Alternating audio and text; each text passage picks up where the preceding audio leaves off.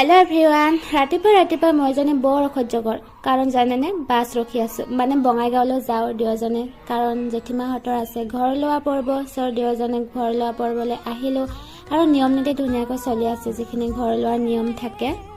আৰু মই এইফালে পাক ঘৰলৈ ভুমুকি মাৰিলো কি বনাইছে কি বনোৱা নাই এইফালে আৰু তাৰ পাছত মেইন বস্তুটো হৈছে প্ৰসাদ কৃষ্ণ প্ৰসাদ খাই ললো এইফালে গটেখিনি আৰু এইফালে হৈছে নবনীতা বহুত লাজ কৰে তাই ভিডিঅ'ত আৰু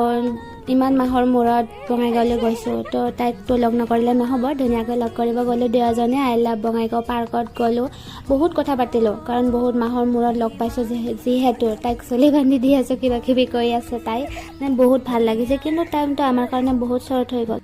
তাৰ পাছত দুজনে দোকানত গৈ ধুনীয়াকৈ কিবা কিবি খাই ললো ঠাণ্ডা কেক এনেকৈ খালো আৰু অন্য এটা মিনি ব্লগৰ সৈতে আৰু আপোনালোকক লগ পাম আজিলৈ বাই